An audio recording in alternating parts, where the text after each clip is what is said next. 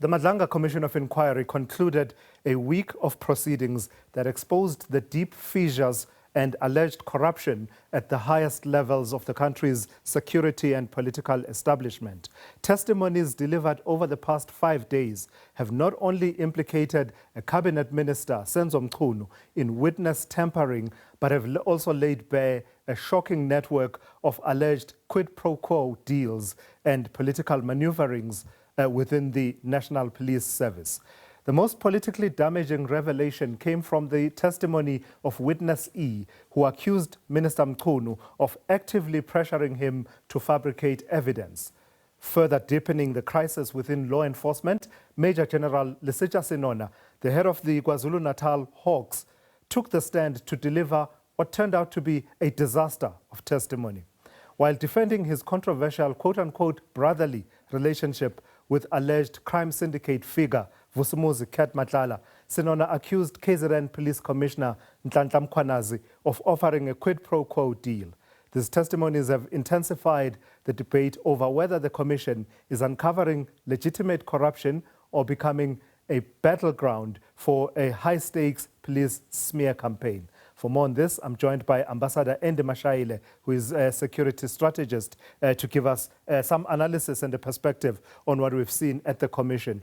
Good afternoon to you, Andy. Let's start with the testimony of witness E, because there's a lot to unpack as far as General Senona is concerned. But let's start with witness E and what he had to say about how he feels he was put under pressure by the minister who is now on special leave, Minister Senzo Mchunu, up to a point of almost being told to tailor-make his testimony to the Madlanga Commission of Inquiry. How far along and how helpful was the testimony of witness E in trying to unravel this conundrum?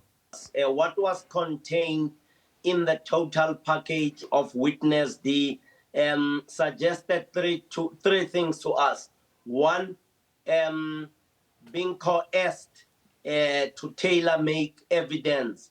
Two, being intimidated to produce doctored evidence. Three, we also learned that when you look at the evidence to us and you analyze it with the intent to superimpose the elements of crime, you realize that to us there is absolutely a defeating the ends of justice here. The minute and the moment that gentleman witness E started talking and unpacking with regard to the multitude of telephone calls from the minister and the suggested written statement from the minister's attorneys and many of those things, request for a statement implicating General Khumalo. You should know, Tulas, that there are elements of crime. There's an intent, there's opportunity, there's ability, which are some of the elements of crime. And that would constitute a charge referred to as defeating the ends of justice. Very troubling and very serious. But there was also this element, Andy, that had to do with what witness E came to know about the killing of Senzo Mchunu, and just really disturbing that he says he came to know of the plot before it could be carried out, but because of inactivity by allegedly complicit officials to whom witness E reported, that wasn't stopped. That is devastating testimony, isn't it? It is, my brother Tulas. In fact, from where I sit, I would expect those that witness E reported to be arrested as accomplices to crime, because they have once again exposed themselves to defeating the ends of justice. So one thing and one thing only from those of us who do analysis in that space, positively so for the development of the new systems. And you start by cleaning the current system, meaning what has been put before Ntate Madlanga.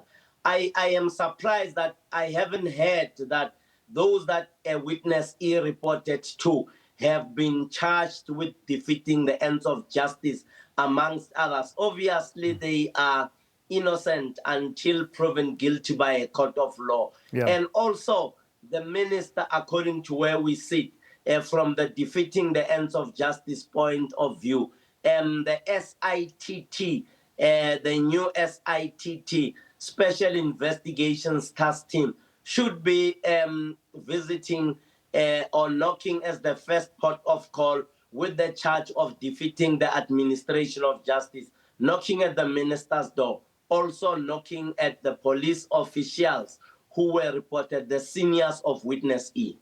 Say a bit more about why the Special Investigative Task Team of the police should be knocking on the door of the minister in particular. Does that have to do with what Witness E said were attempts by the minister to try and implicate his predecessor as well as General Khumalo in the murder of Senzo Mchunu, albeit against the backdrop where Witness E says none of what he knew about the plot pointed to the involvement of these two?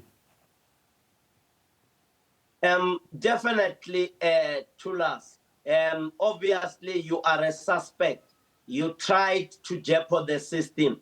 Tulas, you call me, you say I must lie about Wandile, your producer there at the back.